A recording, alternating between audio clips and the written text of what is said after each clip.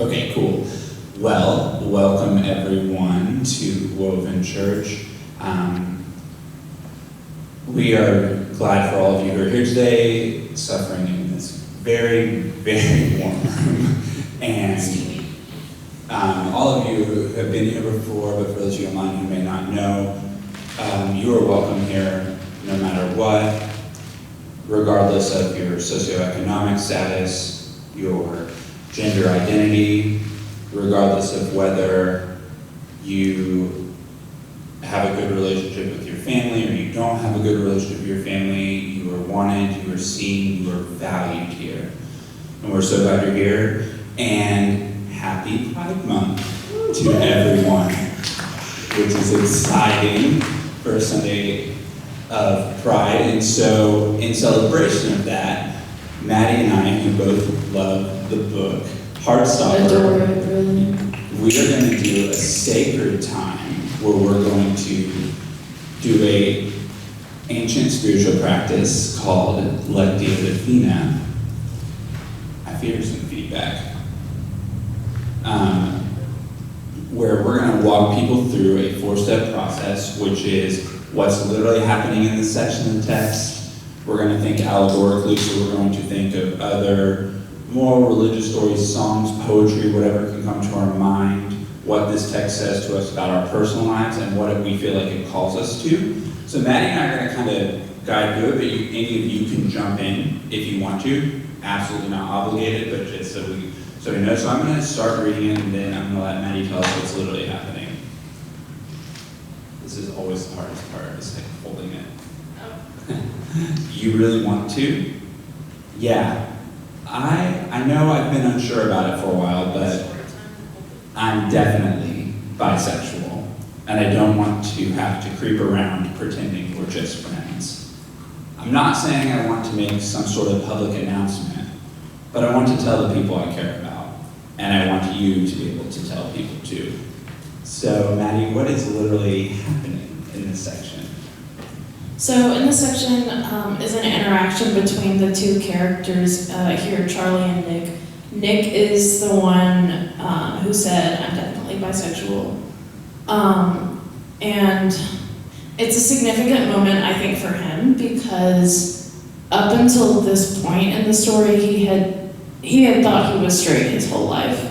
But once he met his friend, air quotes, friend, Charlie, it was kind of just this revolutionary experience for him, and it spurred this kind of natural journey of like questioning his sexuality and figuring out, okay, am I really attracted to this boy? Do I have romantic feelings for this boy? And so to me, it's a very like sweet and intimate moment of their relationship that kind of just shows like, I don't know, personally I really love it because it shows not just the platonic elements and not just the romantic elements, but both of them at play. And kind of, to me, that's what makes the relationship so strong. So yeah, that's kind of what's happening. Oh, I love that. So step 2 is we're going to think allegorically, see if we can come up with a song, poetry, another book, even the Bible. If any of you want to pull that reference, if John were here, he definitely would, and see if it tells us anything. So I'm going to read it again. You really want to? Yeah, I know I've been unsure about it for a while, but I'm definitely bisexual, and I don't want to have to creep around pretending we're just friends. I'm not saying I want to make some sort of public announcement, but I want to tell the people I care about, and I want you to be able to tell people too. David and Jonathan, though. Wait, what was that? David and Jonathan, though. Yeah, absolutely. Thank Say God more, someone Derek. said that. Well, kind of the whole thing where David and Jonathan go and present themselves to Saul is seen by some scholars as them telling Saul, like, yo, we are. And Saul basically threatening to kill David. So there's that. But it was them, wanting the people that were important to them, wanting them to know. And then they had to do it in secret. So there's that. I absolutely love that. Mine was more silly. Do you guys remember that Friends song from SpongeBob? You know, the F is for fun. No, so here's the thing. I wasn't allowed to watch SpongeBob growing up. So. Oh, really? Wow. SpongeBob Marathon. Yeah. Okay. So. I don't really know why. It was just a general, you don't need to watch this. Oh my gosh, that's so funny. Anyways, but please do tell. So he has there's this little silly jingle that him and his enemy for one episode, they're friends. And they sing this little Friends song. And this is what this reminds me of, like what you were talking about, is like, because it shows the romantical and the friendship aspect of this. And so I started thinking of the friendship aspect of like how important it is to be vulnerable. And it reminded me of that moment where SpongeBob could do it with his enemy. Yeah. Does anyone else have anything? Do you have anything? So this is the hardest part of Lectio Divina for me, because I think I just don't have enough pop culture or media references in my gearbox to relate, because I was so sheltered. So I don't know, but please, I would love to hear from anyone else if you have references. Maybe another Bible reference, and maybe this is something that if I start on fire, just don't worry about it. What about Jesus revealing himself to the disciples of who he actually is? Yeah.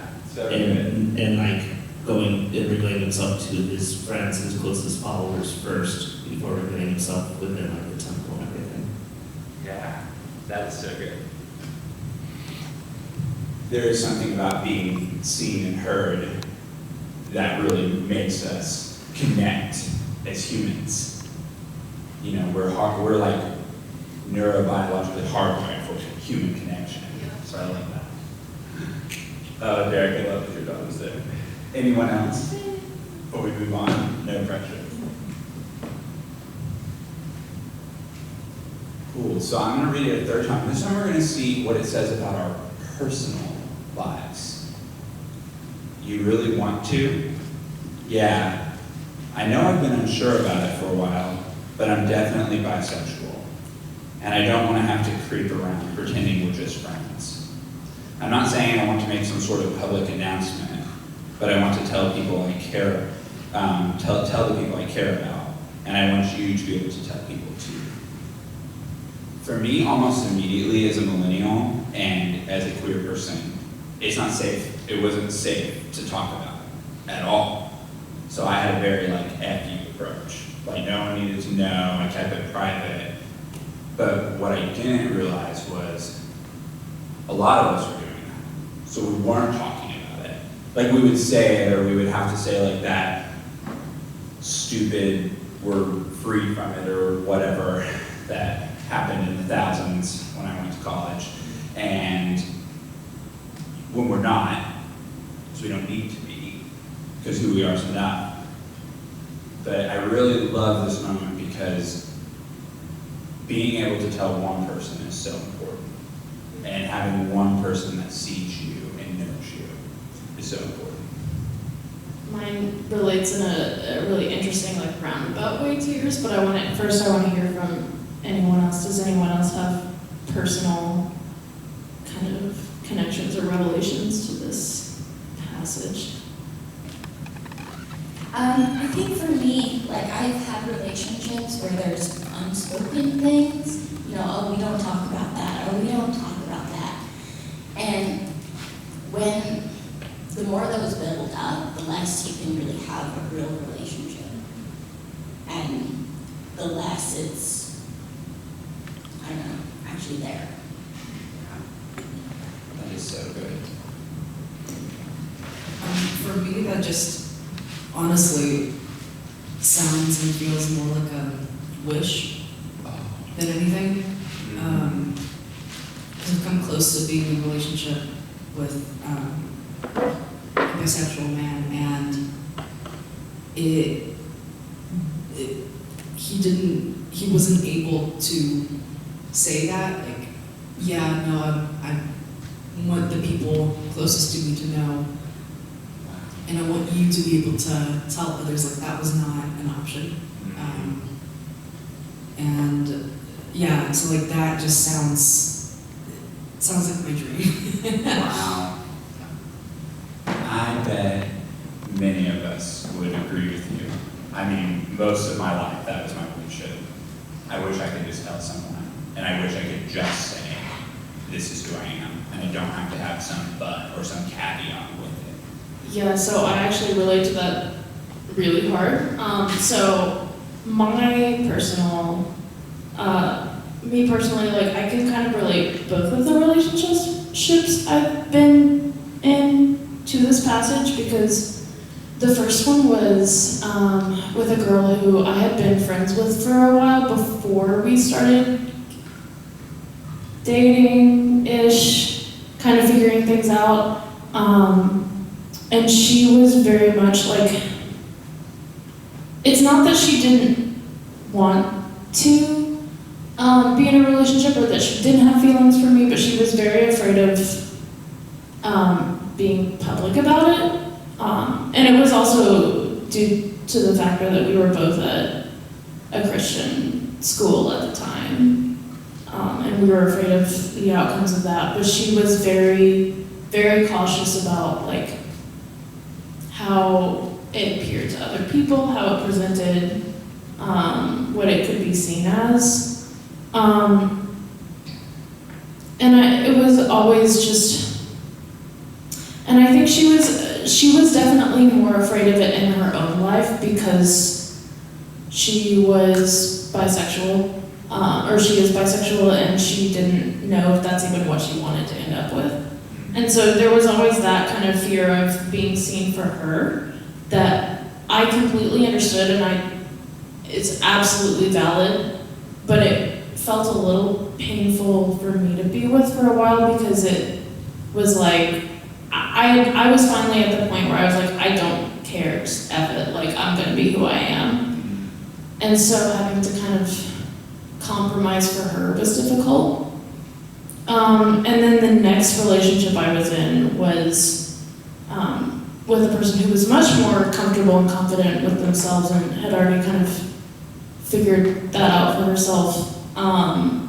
But she didn't have the emotional availability that I was also looking for. And so we kind of swung to the opposite end of the spectrum. Like, we're totally cool being out, but we don't internally, like, build the relational connection that I also need and also crave. So again, Danny, like what you're talking about, this is a wish and a hope and a dream for me. Yeah. Yes, me too. Because it's kind of like, I want to take the best of those two factors and combine them, you know? You know, being brave is such a hard thing to do, because that's really what we're talking about. Is like, it takes for this to work, because there's this thing called coming out, which is happening. Right. We have to be brave for that. Right, and I really relate to Charlie in the story, because he's kind of,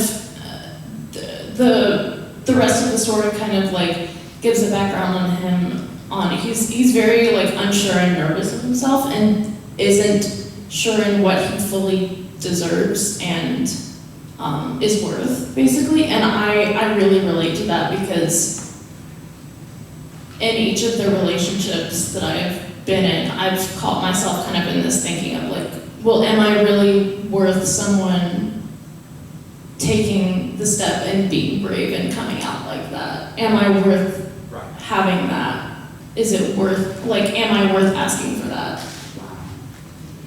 I relate to that so deeply. Like, I have been in the same boat in every relationship. Man, yeah, that's the beauty of this. So the final step of like is what we feel called to. So I'm going to read it one more time. We're just going to think about if there's something we feel called to with this. You really want to? Yeah. I know I've been unsure about it for a while, but I'm definitely bisexual. And I don't want to have to creep around pretending we're just friends. I'm not saying I want to make some sort of public announcement, but I want to tell the people I care about. And I want you to be able to tell people too. I think something I feel personally convicted about in this part is, and this is something I already tried to do, but because something like that, like a coming out step like that, no matter how big or how small, like you said, like it takes an incredible amount of bravery, Right. And vulnerability. And so I think the best way possible to support someone in that is just being the safest space you can, and receiving that in the best way that you can. So doing everything you can to open up your heart and receive that with so much love and grace and generosity and welcome. And like I said, like it's something I try to do with all of my friends. But I think just continuing to work on that and be conscious of that is just so important to building the foundation of a relationship. And it'll serve you well, like times 1,000. You know, like the benefit multiplies for you. Yeah. Just saying, I'm already reading through it. Yes, it's also available on Webtoon if you guys want to try the free version. Excellent. That's how I speed read through Volume 5, which is not out yet, but yeah. So good to know. I have something. Go for it, Michelle.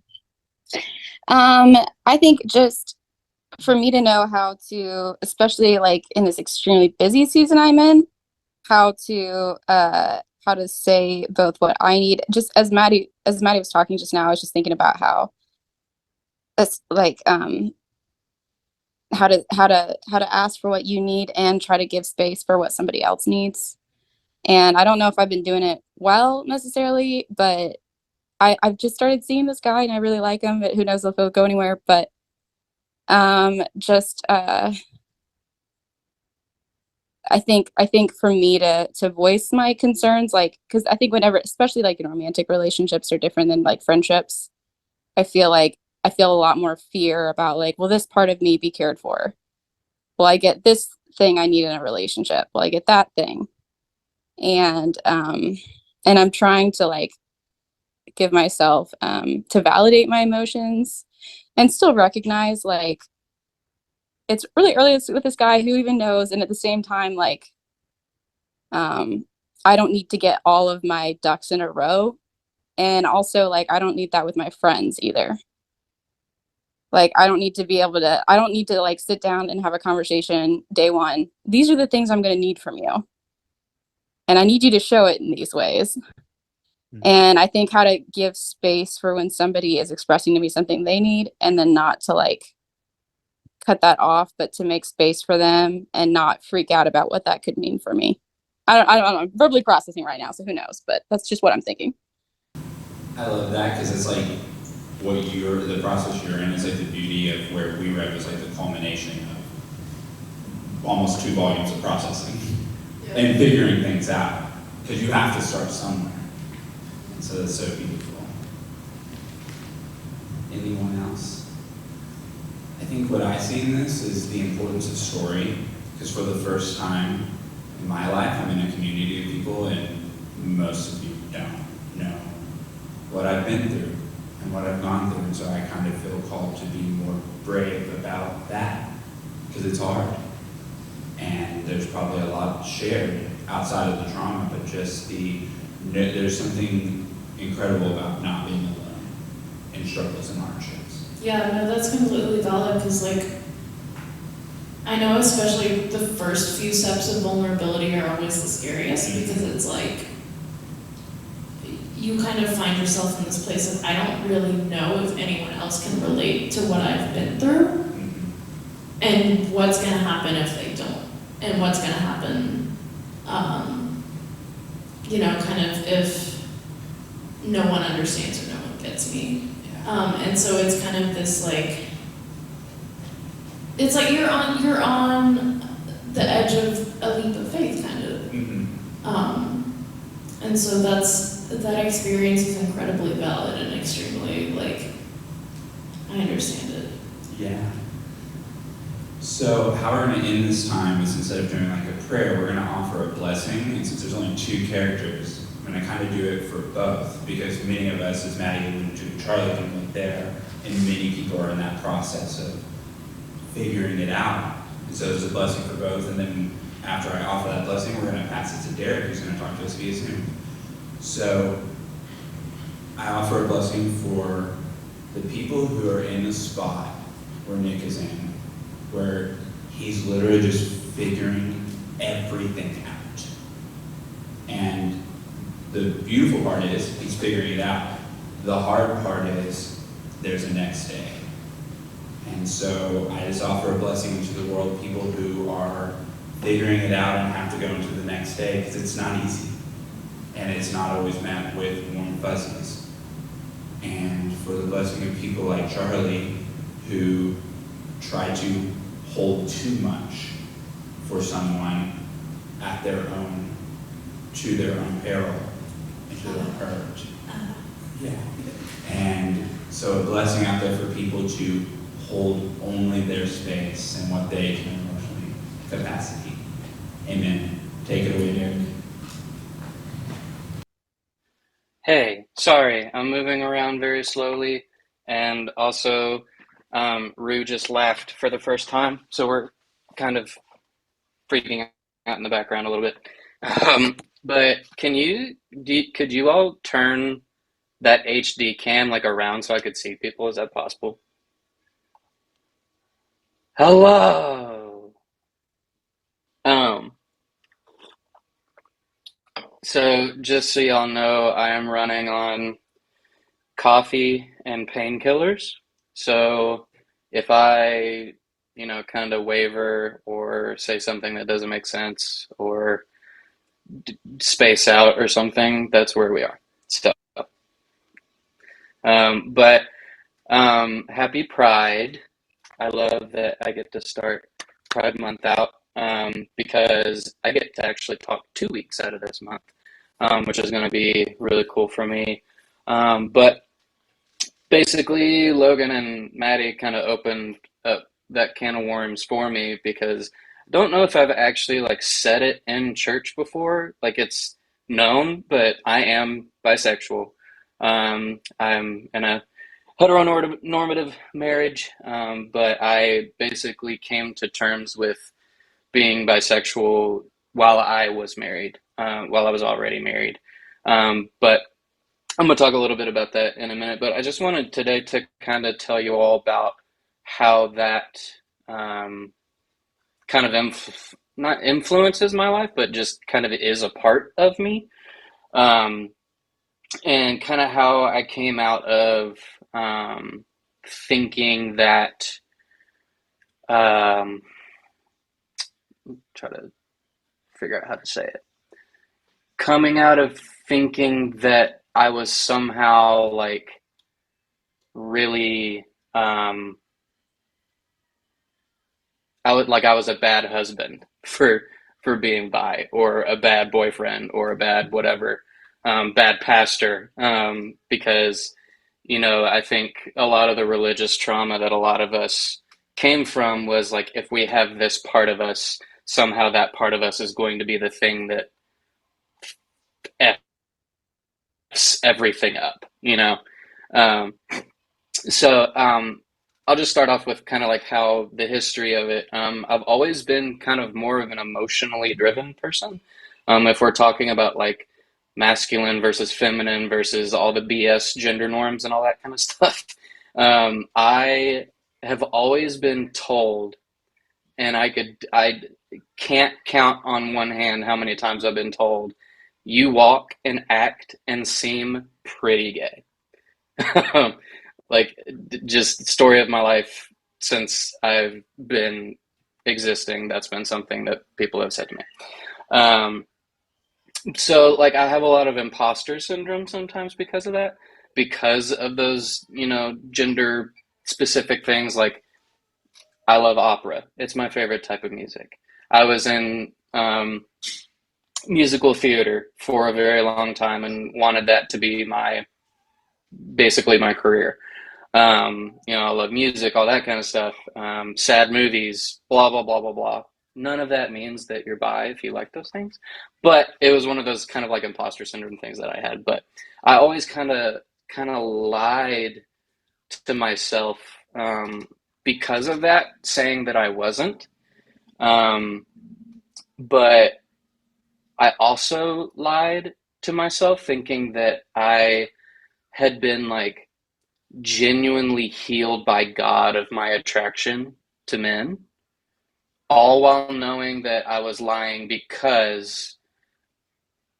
lying about that because I knew that, like, I never bought that God hated gay people. Um, it was always pushed in my face, and it was always something that I felt like I had to think.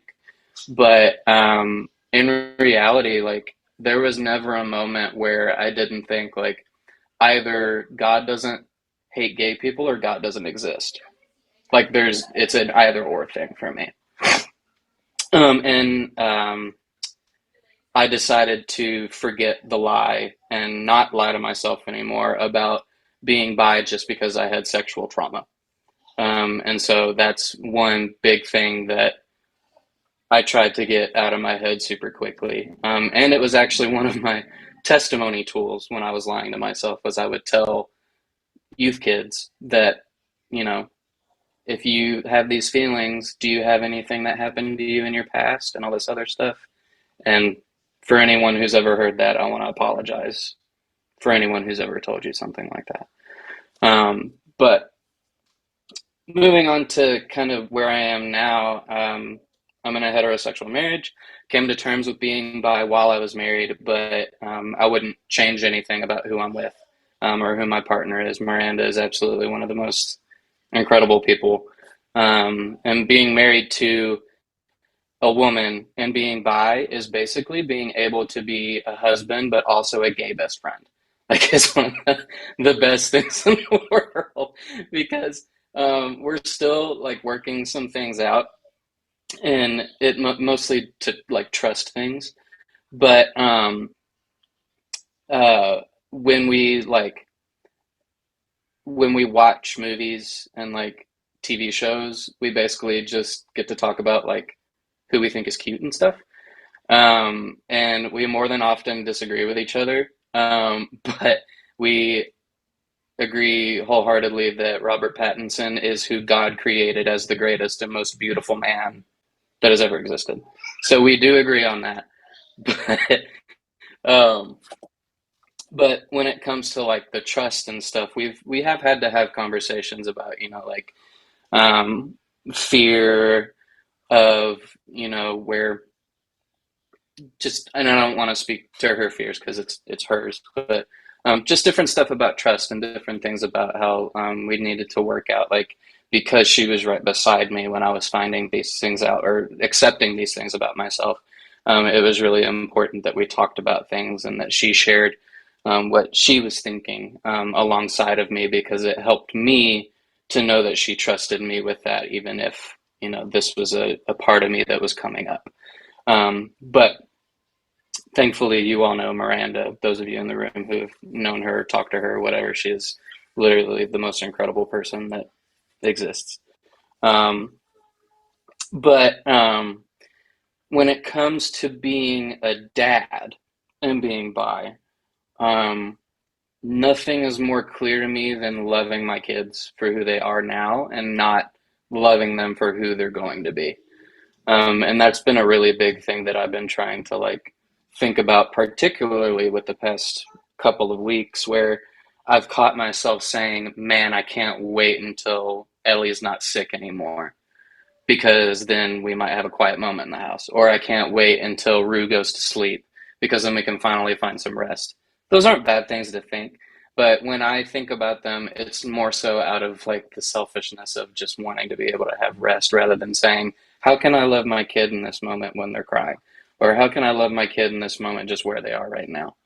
And so for me, just kind of loving myself has helped me to love them in a way that says, like, who they are in this moment, how they act, what they like, who they are.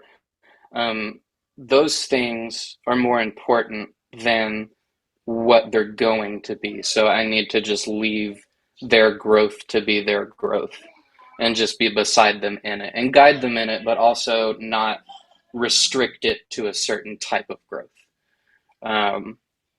And so as a bi dad, I hope that alongside Miranda and the friends that we have with you all in our church, that my kids will grow to love all people and believe that no one deserves to be outcasted or othered.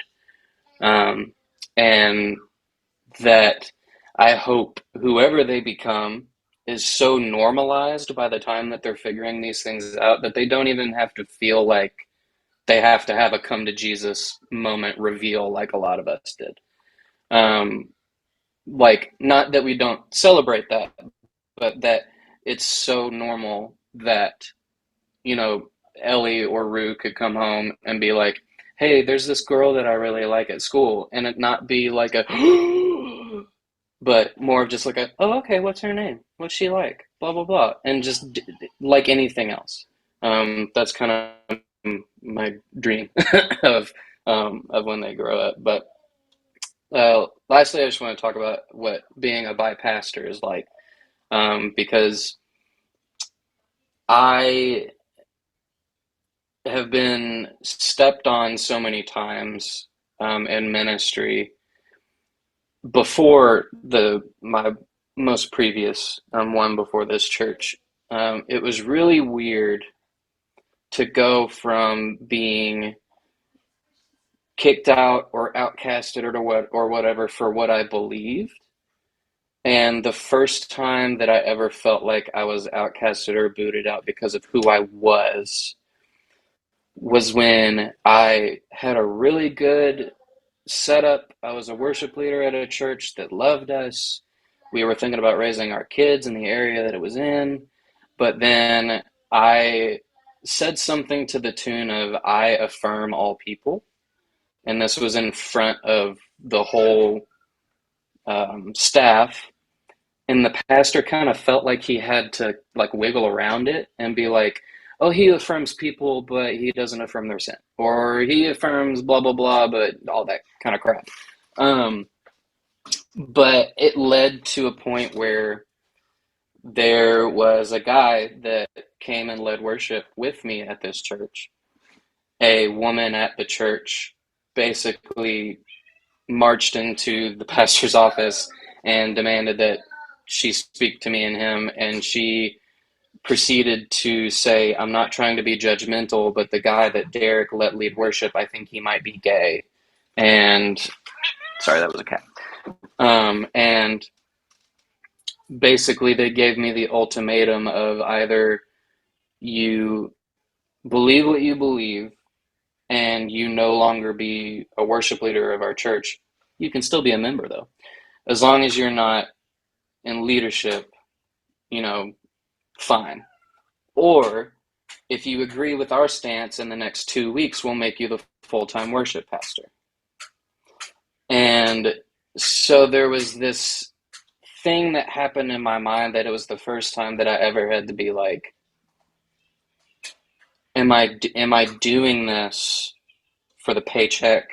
Am I doing this because it's fun? Am I doing this because it's good music and I like leading? Or am I actually called to be a pastor that loves people? And so I left, and that kind of really solidified. It was after that I really leaned into being accepting who I was, and moving on, because I realized that it's okay, Misty, go away. I realized that in order to love the people I was called to love, and accept the people that I'm called to include and accept, I needed to accept who I was. And I needed to stop running away from the things that Like, why would me being bisexual hurt my relationship with Jesus, but I'm preaching that it doesn't hurt anyone else's? Like, what kind of crap is that?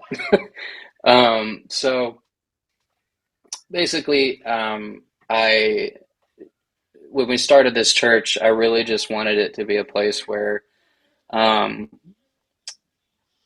people knew that Jesus loves them exactly for who they are, that Jesus wants them to become more of who they are, and that my kids and the people that I am ministering to, that they realize that they are loving, precious, good, and caring people, and that loving people sometimes means sacrificing things because a lot of the world doesn't want us to love people well. We sometimes have to pick and choose who we stand up with in order to keep jobs or be welcomed into communities.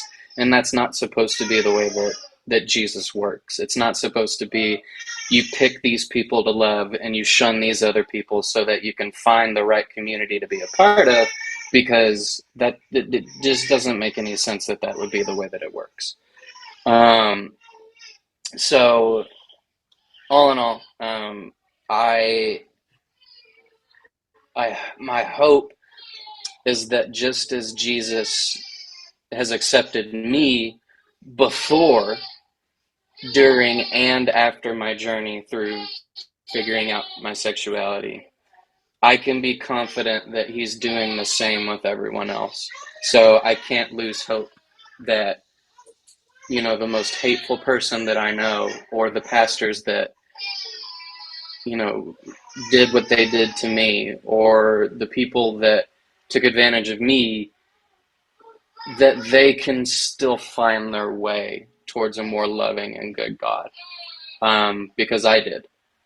And so, all that to say, I love all of you, and I'm so glad that I can say these words at all in this church, and that this is just the good open space where we can do that. So, yeah, I'm done. I love all of you. Thanks. Thank you, Derek. We are grateful for you and glad that you are recovering and can be with us. We're going to end today with a time of communion. So if you all want to gather up your elements, and then we'll come back and take it together. These people are finalizing getting it. So many of us have really been through it when it comes to faith and spirituality and sexual identity, and even for people who identify as straight, for loving people that are queer have just been put under a high level of scrutiny. So today, as we eat and drink, let's do it as a community of people who actually, our core values, we are committed to loving all people, no matter what, no matter with that. So with that mentality, let's eat and drink.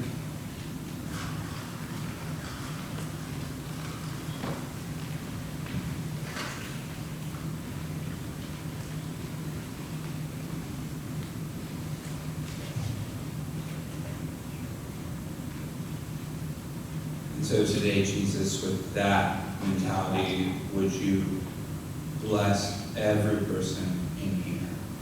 Not the kind of hyperbole blessing that we've often heard, but the real thing, where people feel empowered and loved and seen and heard, no matter what, like we know that only you can do.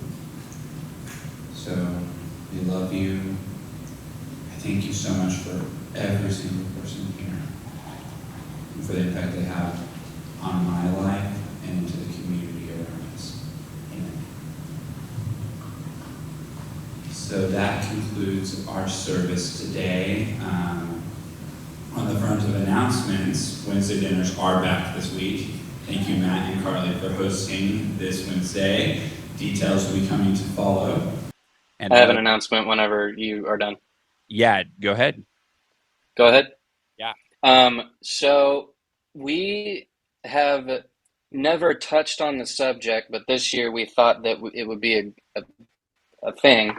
On June 18th, which is Father's Day, if you are able to be here, we will be discussing the clobber passages this Pride Month. And I'm going to be walking us through those.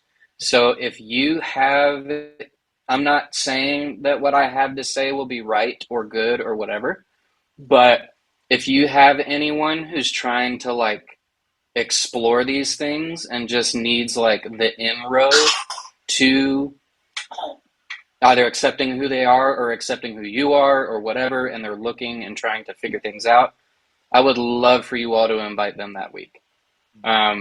So that it'll be very safe. I won't say that people are bigots and all that kind of thing. It will just be a safe week for all people, just so that we can just get those verses and see how they look to us. So cool. That's all I have. Yes, thank you. I'm actually very excited about the week. And we have 2 days before that, on the 16th, we have a fundraiser. So again, if you are interested in serving or you are just simply interested in attending, that's great. There's a QR code literally right out in the narthex out here. If you need to scan it and purchase a ticket, if that's what you want to do, if you want to serve, that's great. Just let me know. Friday is from 6 to 7:30. If you're serving, be here at 5. And that's all I have. Anyone else have anything? Awesome. We'll see you next week.